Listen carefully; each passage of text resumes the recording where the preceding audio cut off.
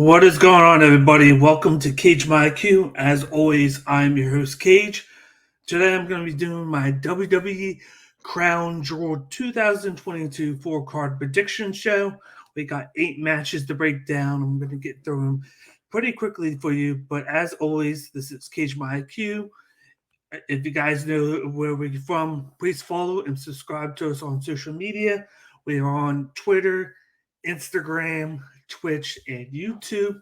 Of course, all of our content video-wise goes on YouTube. So if you haven't done so already, please hit the subscribe button down below and hit the notification bell so you guys are the first to get notified of new content that's coming out. And please, with this video, smash the like button down below and hit us up in the comment section. Let me know who you think is going to win tomorrow on Crown Jewel this Saturday morning/afternoon. I want to see if you guys think that there's going to be any upsets or if it's just going to be straightforward down the line. The favorites are going to win. I have some pretty good ones to go with here, but let's get started with the first match that we have here. We got the women's tag title match between the newly crowned champions Asuka and Alexa Bliss versus Damage Control, aka Dakota Kai and Io Sky. We've been waiting for this one for a while. These two teams fought on Monday night, where Asuka and Alexa Bliss won the tag titles from Damage Control on Halloween, and Damage Control is invoking their rematch clause for Crown Jewel. I think Alexa Bliss and Asuka have to win this one. I don't know why they would have them win them on Monday from Damage Control, who have only been champs for just about a month or so, just to give them back to Damage Control 5 days later. I feel like there's another way that they could go storyline-wise, but I see Asuka and Alexa Bliss win this one.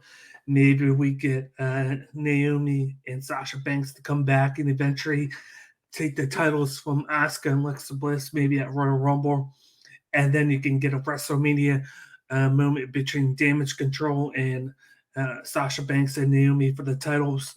But I feel like just now the logical choice would be to pick Asuka and Alexa Bliss. I don't know why they would play flip-flop with the titles 2 times within a week. Just to keep them on the champs from last week in Damage Control. So I'm going with Asuka and Alexa Bliss to retain their titles at Crown Jewel. Moving on, we got a 3-on-3 matchup between the OC versus the Judgment Day. We, of course, a few weeks ago, we had the return of Gallows and Anderson, the Good Brothers, returning. They'll reform the OC with the good buddy AJ Styles. And, of course, they're going up against Judgment Day, which is Damian Priest, which is, of course, Dominik Mysterio, and Finn Bálor. This is going to be an interesting one because, of course, they got the Equalizer in Rhea Ripley. We've been teasing a 4th member for Survivor Series for the OC. They announced that Survivor Series is going to be a 4-on-4 match between these two stables. And the OC is constantly looking for a female to tag with them. So I'm interested to see if that gets debuted this Saturday to equalize Rhea Ripley in this matchup. But I feel like the match is going to go on. I feel like we think OC is going to win. But I got the Judgment Day win. I feel like you got to have them win to fuel this Survivor Series matchup, where I think eventually at Survivor Series, the OC with their female partner win in that matchup. I feel like the Judgment Day is going to win this one, and then after the pin, that's when you'll see the partner for the OC come out and reveal herself and help them equalize after the bell when the Judgment Day is trying to stomp on them. So in this matchup, I got the Judgment Day. I got to see more out of Dominik Mysterio with his wrestling. I like what Finn Balor's doing. I'm liking what Damian Priest is doing. I got to see a little bit more with the wrestling with Mysterio. I like the edginess of the character. I like how he turned heel. It's made him more terrible because I felt like the a babyface version of him wasn't doing much for me, but this one's a little bit better. I hope we keep seeing a little bit more out of him every week and every week. But of course, Gallows and Anderson and Styles, whenever they fight as a trio, they're always a good watch. They got the personality, got the wrestling, they got everything, and I see them moving forward. I like the fact that the Good Brothers came back, and this is a nice feud that we've been able to see the past few weeks. So with this one, I got the Judgment Day to continue the feud in its moments for that 4-on-4 at Survivor Series in a couple weeks. Moving on to the next matchup on Crown Jewel, we got a big man matchup here. We got Braun Strowman going up against Omos with his manager MVP. I'm wondering if MVP gets involved in this matchup because these two behemoths are going to go at it. Just watch the conference between the two that was this morning, and Braun Strowman was provoking the heck out of Omos, telling him to hit me. You're not going to do anything. I'm not afraid of you. And Omos kind of backed up a little bit. He was a little bit afraid to do something because this is a matchup where there's somebody who's not taller than him, but is just as big and just as strong as him. And it's a weird time to have them go at each other. This would have been a great WrestleMania match, but I think because they're trying to take advantage of the Saudi money, the big time like audience there, because they're going to get a big crowd. They want to give Saudi what they wanted, which is a matchup like this. And the past couple of weeks, Omos has gotten the better of Braun Strowman in the ring within their confrontations. But I think this is the moment where you continue the big push of Braun Strowman. He's going to get beat for some of the match, and then he's going to get that comeback at the end that you know you're going to see. And then I got Braun Strowman pinning Omos in this one. I wouldn't be surprised if it goes to a double count out because a wrestler and Braun Strowman makes his comeback, and then they are going at it outside, and then there's a 10 count to count both of them out. But I feel like that would be a detriment to the people watching. We want to see one of these guys win, and I feel like Braun Strowman's going to be the one to get the win because they got to put him over. I feel like with Omos, he can be 50-50 booked for his career because of his size, and there's only going to be so many people that they can have him face. So he's more of an attraction here, in my opinion. But with Braun Strowman, you can push him to be a heavyweight champion again. You can push him to be a dominant force in the WWE. I feel like Triple H will do a good job with them, especially since he's on SmackDown. But he kind of goes in between that and Raw and now. But I think he has to go over here. So I'm going with Braun Strowman to pick up the victory here. The only way Omos could win is because of MVP helping him out or distracting the ref and allowing Omos to do any bad guy moves to Strowman to help himself pick up the victory here. Moving forward to one of my favorite matches of the card, we got the undisputed WWE Tag Team Championship match between the Usos, the day ones, the champs here, versus the Brawling Brutes, a.k.a. Butch and Ridge Holland. We've had this feud before. We thought the Brawling Brutes were going to win a few weeks ago on SmackDown. But we've had some interferences that helped the Usos win this match. Of late, though, Jey Uso and Sami Zayn have been going at it in the quest of getting unity amongst the bloodline, mainly those two. And I'm wondering what condition Jey Uso is going to be in this match. Is he going to be focused? Is he going to be distracted? Are they going to have Sami Zayn in the corner or Solo Sikoa, one or the other? I think the clear pick here would be the Usos to retain the title. But I have a feeling maybe we see a return of Sheamus here after getting taken out a few weeks ago on SmackDown, which was a way to get him off TV because he had just got married a week and a half ago. I think he returns. I think he comes back. I think he neutralizes Solo and Sami Zayn.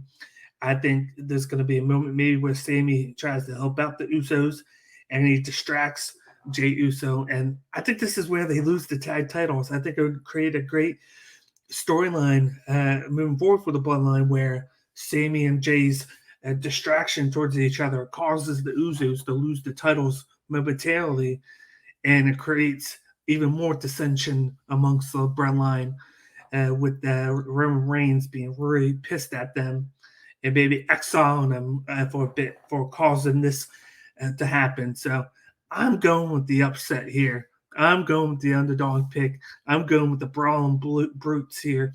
And I think it's going to be like an entranceway for Sheamus to get into a storyline with the champ Roman Reigns in the future, possibly at Royal Rumble for a world title match there. I think it would be the perfect way to begin that storyline since he kind of did before with facing Solo Sikoa and then getting taken out by the Bloodline a few weeks ago. So I'm going with the Brawling Brutes to win the tag titles here in this spot.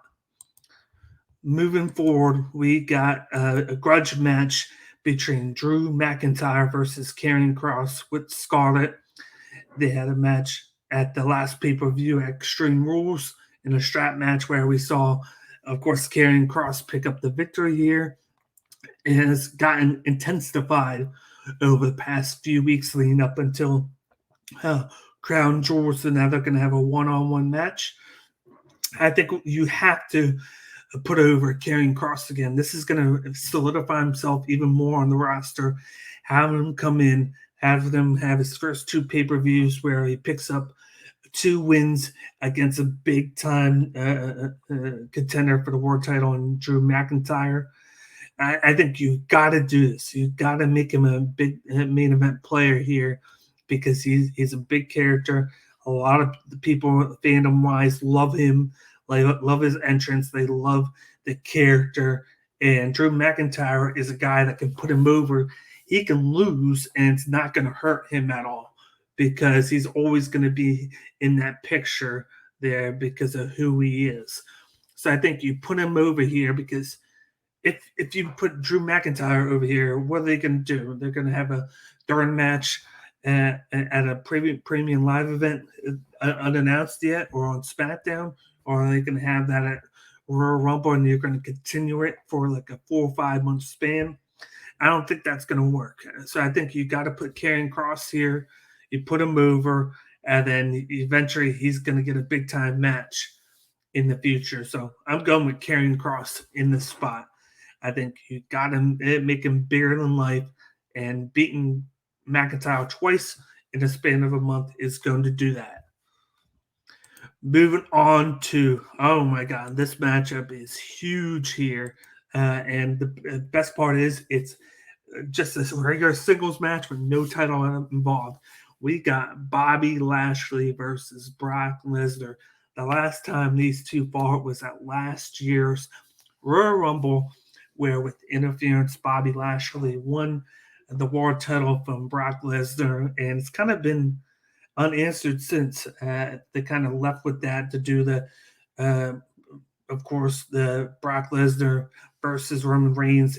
Like they had at the last Crown Jewel was Bobby Lashley getting hurt before he even got out of the pod, and he left, and that was their way of dropping the title off of him, which sucked.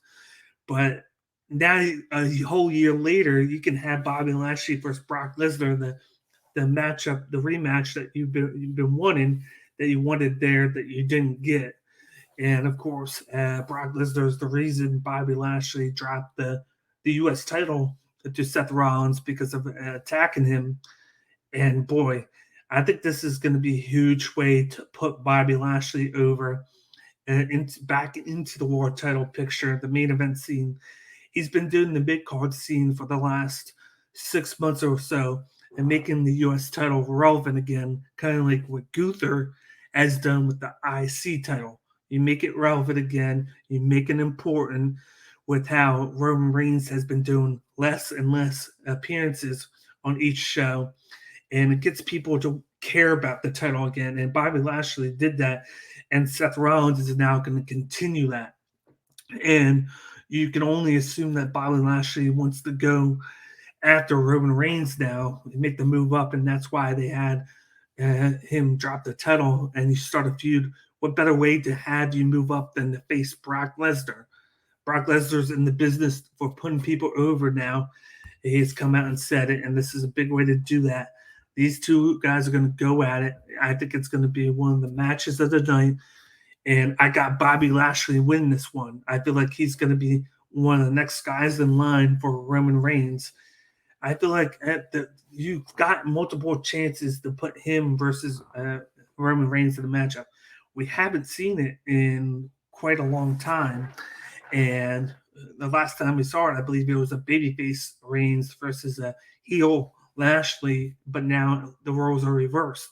Now you can have a babyface Lashley versus a heel Reigns, and just like in this matchup, it's going to be a babyface Bobby versus once again heel Lesnar. This is not very heel, but he's going to play a heel character in this storyline here, just because you want to keep putting Bobby over as a babyface because he's doing a great job there. The crowd's into him, they're sucked into him character. He's one of the most popular guys on the roster right now with what he's doing. He's having a great run ever since turning babyface, and you want to continue it. You want to heighten it back up to the main event scene by putting him over Brock Lesnar in this matchup. So I got Bobby Lashley here in this big, huge singles match. Let's move on to the women's Raw World Championship match. We got a last woman standing match for the WWE Raw Women's Championship between the champion Bianca versus the challenger Bayley. This is a rematch from Extreme Rules where they had a ladder match for the world title, and Bianca was able to win that minus the distractions from Damage Control. These guys have been going. These women have been going at it the past few weeks. Bayley is determined to win that title here. I think this is the perfect time to do it too, because we've had Bianca hold the belt since WrestleMania.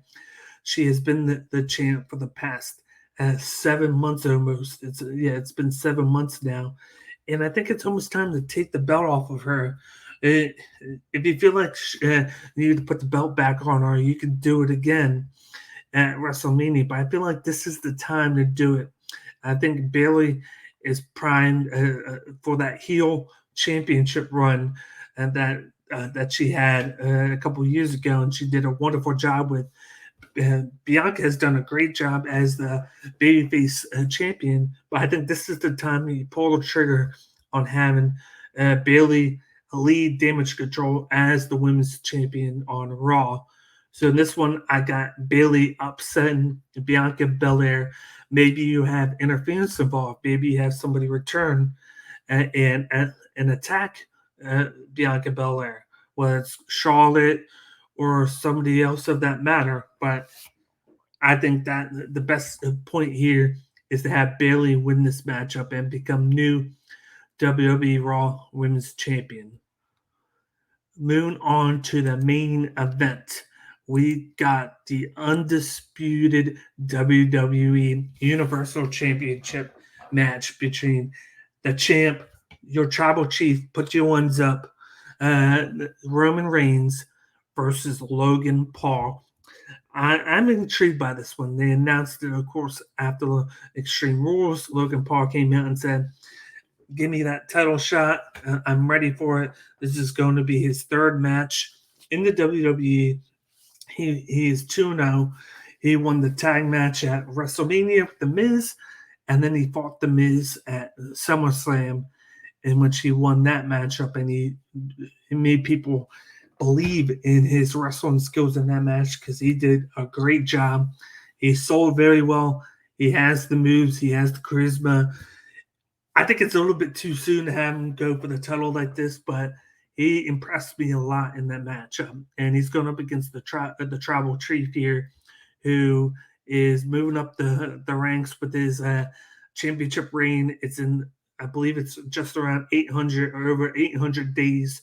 So he's creeping up towards that 1,000-day mark that we want to see him hit possibly before Mania. And I think you got to get the Roman Reigns here. I think it's going to be a spectacle of a match. They brought in Logan Paul's brother, Jake Paul, to make it even more interesting. You're going to have, of course, Roman Reigns with Paul Heyman. You might have somebody else like a Solo or Sami Zayn there as backup. Something's going to go around here in this matchup to where Logan Paul's going to be this close to get the victory, and then there's going to be either interference or the ref getting knocked out, and that's going to be the opening to have Roman Reigns win the match here. And I think he's going to do everything to make Logan look like $1 million, and then vice versa. And Roman Reigns does a great job, even in wins, making his opponent look great, make them look like an all-star. And that's what's going to happen here, especially in front of the Saudi crowd here at Crown Jewel. And you're going to have to put your ones up once again for your tribal chief, because he's going to continue to be and stay the undisputed WWE Universal Champion in WWE. And who knows who's going to be able to beat him? We don't know. But it's going to continue to happen because I got Roman Reigns beating Logan Paul in the main event here of Crown Jewel. That's it for my 4-card predictions for WWE Crown Jewel 2022. We won't be back to do a prediction for a few weeks. We got Survivor Series coming up, and we got NXT deadline. So we're going to be coming out with prediction shows for those two premium live events. But we got plenty more of videos coming out. I got a couple MMA and wrestling interviews coming up.